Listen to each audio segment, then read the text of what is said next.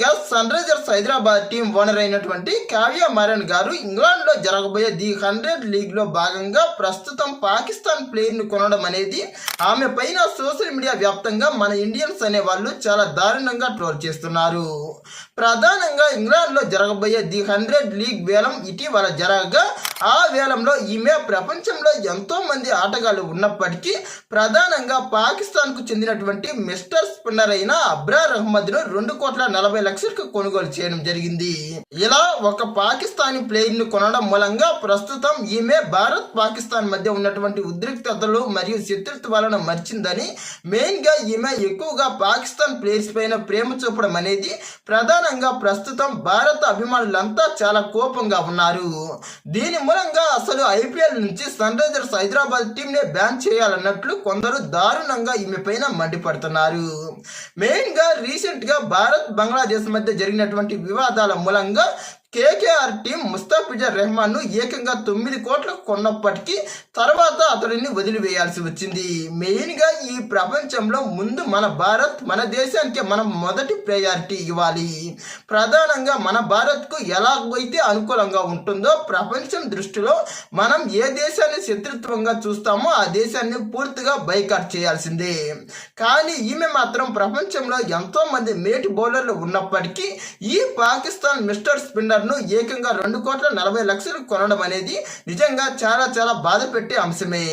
క్రీడల్లో శత్రుత్వాలు అనేవి ఉండవు, కానీ ప్రపంచంలో భారత్ కు ఉన్నటువంటి అతిపెద్ద శత్రు దేశం ఈ పాకిస్తానే. అందుమూలంగా భారత్ పాకిస్తాన్ ఆటగాళ్లను ఎప్పుడో 2014 నుంచి ఐపీఎల్ నుంచి వీళ్ళను బ్యాన్ చేశారు. ప్రధానంగా వాళ్ళు చేసే ఓవర్ యాక్షన్ మరియు వాళ్ళ యొక్క ఉగ్రదాడుల నేపథ్యంలో భారత్ నుంచి పాకిస్తాన్ కు ₹1 కూడా లాభం చేకూరకూడదు అన్న ఒక విధమైనటువంటి ఆశయ సంకల్పంతో భారత్ నుంచి పాకిస్తాన్ ఆటగాళ్లను పూర్తిగా ఐపీఎల్ మరియు వివిధ రకాలైనటువంటి క్యాష్ లీగ్ల నుంచి కూడా పూర్తిగా బ్యాన్ చేశారు. మెయిన్ గా భారత ప్రభుత్వం ఐపీఎల్ యొక్క ఓనర్స్ కూడా ఒక రూల్ పెట్టింది. పాకిస్తాన్ ప్లేయర్స్ ను ఎట్టి పరిస్థితుల్లో అసలు కొనకూడదన్న రూల్ ఉంది. దీని మూలంగా ఇప్పటి వరకు ఎవరు కూడా ఐపీఎల్ లో పాకిస్తాన్ ప్లేయర్స్ ని అసలు కొనలేదు. కానీ ఇప్పుడు ఈ కావ్య మారన్ కొన్నది విదేశీ లీగ్ లో.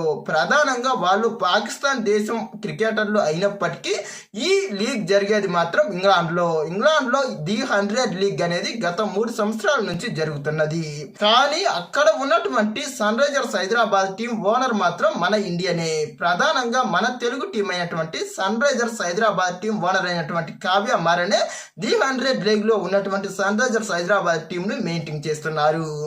మెయిన్ గా ఆమెకు వేలంలో ప్రధానమైనటువంటి బౌలర్లు ఎవరు దొరకపోవడం వల్ల చివరిలో ఈ పాకిస్తాన్ మిస్టర్ స్పిన్నరే కాస్త కుస్త గొప్పగా ఉండడం మూలంగా ఈ ప్లేయర్ ను మేము కొన్నట్టు ప్రధానంగా ఈ Sunrisers Hyderabad team management తెలుపుతున్నది. ప్రధానంగా ఆమె తెలిపిన దాంట్లో ఆమె ఉద్దేశం ప్రకారం బాగానే ఉంది. కానీ ప్రస్తుతం భారత్ మరియు పాకిస్తాన్ మధ్య ఉన్నటువంటి సంబంధాల దృష్ట్యా, అదే విధంగా బంగ్లాదేశ్ క్రికెటర్లను ఇటీవల బ్యాన్ చేసిన పరిస్థితుల దృష్ట్యా ఆమె ఈ ప్లేయర్స్ ను కొనడం అనేది అంత బాగా లేదన్నది నా యొక్క ఉద్దేశం. మెయిన్ గా ప్రస్తుతం భారత్ పాకిస్తాన్ మధ్య ఉన్నటువంటి శత్రుత్వం అనేది ప్రపంచం మొత్తానికి తెలిసిందే. ఈ శత్రుత్వాన్ని దృష్టిలో ఉంచుకొని కూడా ఈమె ఈ ప్లేయర్స్ ను కొనడం అనేది అంత మంచిది కాదన్నదే నా యొక్క ఉద్దేశం. ప్రధానంగా క్రికెట్ లో రాజకీయాలు మరియు శత్రుత్వాలు ఉండవు, అది మంచిదే. కానీ ఈ పాకిస్తాన్ ప్లేయర్స్ గతంలో చేసినటువంటి ఓవర్ యాక్షన్ అంతా ఇంత కాదు. ప్రధానంగా భారత్ పాకిస్తాన్ మధ్య క్రికెట్ మ్యాచ్ జరుగుతున్నప్పుడు కూడా వీళ్ళు మ్యాచ్ కన్నా ముందు వీళ్ళ యొక్క ప్రగల్భాలు మరియు వాళ్ళు టీమిండియాను గేలు చేసే విధానాలు వంటివన్నీ మనం గుర్తించుకుంటే నిజానికి ఈ పాకిస్తాన్ క్రికెటర్లకు అసలు సిగ్గు మానం లేదనే చెప్పాలి. మరి ఇలాంటి సిచ్యువేషన్లో వీళ్ళను బ్యాన్ చేయడం అనేది కరెక్ట్. కానీ రాబోయే రోజుల్లో దీనిపైన ఈమె ఎలాంటి నిర్ణయం తీసుకుంటుందో చూడాలి.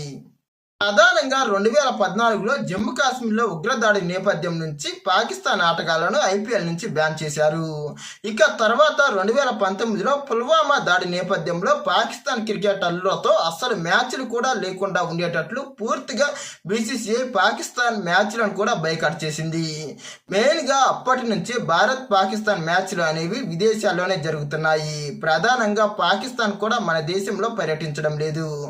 ఇక ఈ మధ్య కాలంలో జరిగినటువంటి చేపట్టినటువంటి ఆపరేషన్ సింధూర్ నేపథ్యంలో అసలు పాకిస్తాన్ క్రికెటర్లు పూర్తిగా భారత్లో అడుగు పెట్టబోమన్నట్లు వాళ్ళు ప్రకటించేశారు.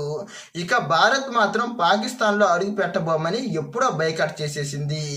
ఇలాంటి పరిస్థితుల నేపథ్యంలో ఫ్రాంచైజీ ఓనర్లు కూడా భారత అభిమానుల ఆశలకు అనుగుణంగా భారత్ యొక్క సార్వభౌమాధికారం మరియు సంబంధాలకు అనుగుణంగా నిర్ణయాలు తీసుకుంటే బాగుంటుందనేది నా ఉద్దేశం.